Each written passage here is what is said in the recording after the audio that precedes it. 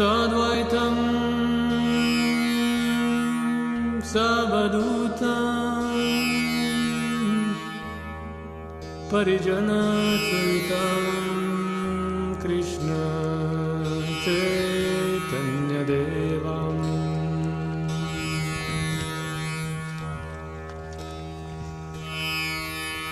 Shri Radha Krishna Padam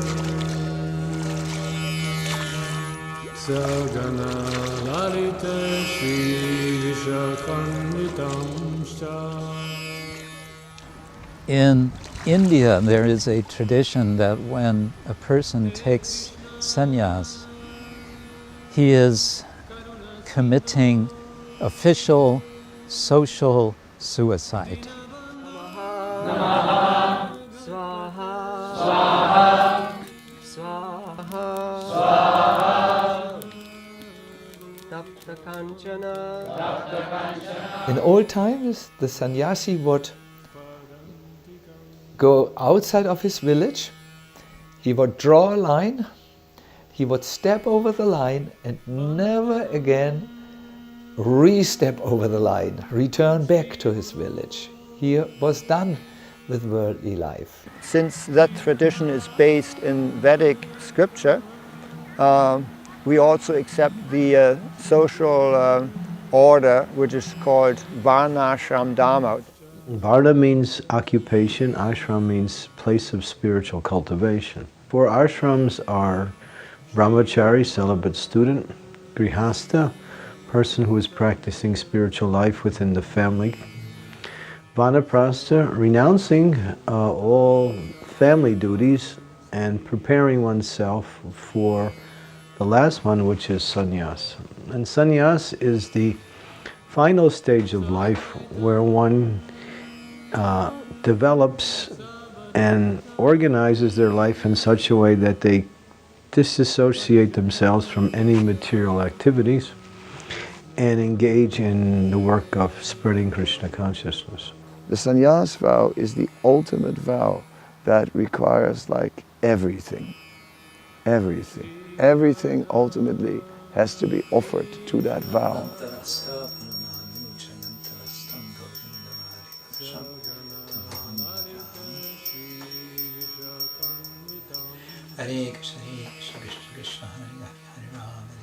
In the sannyas initiation, one receives a staff, a kind of ceremonial staff, ritual staff, you might say, which points to something of the archaic side of our tradition.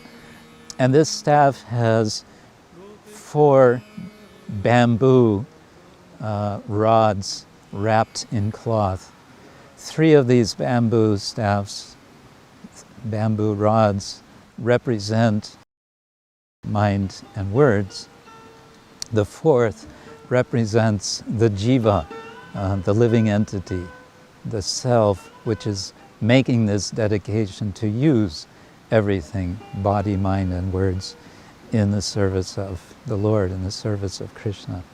And incidentally, this staff also has a small curved stick near the top. It is the axe which is meant to use for cutting through illusion. Krishna Kirtana Ganana Tanapano Prema. This decision for taking the sannyas order came to me in the summer of 2013 when one of my colleagues raised the question in a friendly, challenging way, and I felt inside a kind of resignation, if you like, that yes, this is the next step to take. As one decides to take sannyas, one decides for oneself to ask one or another already existing sannyasi to give sannyas. I came always back to the thought it should be Satchidananda Swami, because I've had some very personal relation, I would say, with him, going all the way back to practically the beginning of my life in the practice of Bhakti Yoga. When I first met Kshetra Swami, it was in Heidelberg. At that time I was cleaning the temple floor, and he came in, and I immediately involved him in the philosophy of cleaning a floor. And I told him, see, by cleaning the temple floor, you are actually mystically cleaning your own heart. And he liked it, and we immediately bonded. Hare Krishna, Hare Krishna, Krishna Krishna. I've looked very much forward to be there for the ceremony. There were many devotees who came especially for this event. Many of my own students came. They considered it also a significant moment in their own lives. This is a date I cannot miss. Even if I die, they will have to carry me dead to the ceremony. I need to be there somehow. But then I couldn't come. I developed a very severe case of shingles, which was so bad that even the hospitals couldn't cure it any longer. Initially, I thought, why is this happening? Is this an indication that I'm not ready yet? And the doctors all advised me it is simply not possible. It was as if there was an iron chain around my neck. Then I spoke with Satchidananda Swami on the phone, and he said something that I very much appreciated. He said that whenever something really important is about to take place, then so many obstacles come before you. And these obstacles are a confirmation that indeed this is something important. And so at that point I took heart, I took courage, and understood, yes, these are obstacles, but we can overcome them. The external things like me being there, our friendship, celebrating, all these things fell away. We try to see things that happen to us as ultimately the Lord's arrangement. The substance is that He is giving blessings on behalf of our Guru, A.C. Bhaktivedanta Swami Prabhupada. I felt by concentrating on the essence that the sannyas ceremony was fully intact. The mantra was there, and our mutual understanding that since we are both disciples of Srila Prabhupada, we have taken this step in the service of him only. With the arrangement that was made, as it happened, it was Chandramauli Swami who did the formalities, absolutely with all of his heart, and also with understanding that he is, again, representing Satchidananda Swami. Then we felt the full connection was there.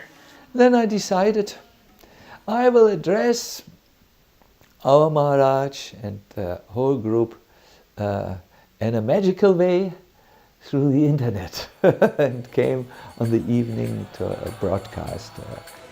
I'm speechless. It's just to see you like this, Krishna Maharaj. I felt like, yes, this is the right thing at the right time, in the right place.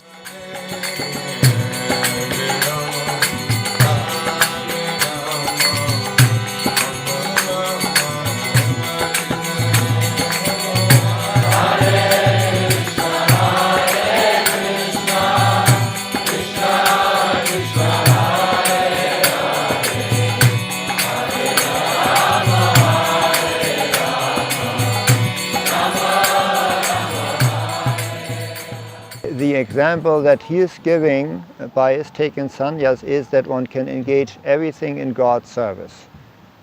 In his case, it's his university education. The Krishna consciousness movement has very much profited from his activities at the university, because he also taught Krishna consciousness in an academic way. For many, when they take sannyas in this movement, sannyas provides them a platform from which they can publicly start interacting as a much more prominent spiritual leader than they were before. One of the main duties of the sannyasi is to travel. That way he doesn't become so much, what we say, attached to one particular situation in life or a set of people in life. And that way he remains free to simply focus his attention on giving spiritual knowledge to people in general and worshiping the Lord exclusively. So in our tradition, sannyas doesn't mean giving up everything, but it means giving up using things for my pleasure and just using it for the pleasure of Guru and Krishna. The dress is not sannyas, but the attitude of service to Krishna is. The inner purpose is to withdraw all his loving propensities from everywhere and just offer them to Krishna. Krishna is that most wonderful, most charming, most supportive, most protective person. If you add up all the good qualities that you experience in other people, I would say like that, this is how I feel is Krishna. Krishna now, after this vow, will start dealing with him in another way. And that is the most exciting aspect of all. A kind of final step toward a new beginning. It is like opening a door to the spiritual dimension and then closing it behind it and never returning to the old world. Krishna Kirtana Ganana Tanapalu Premamridam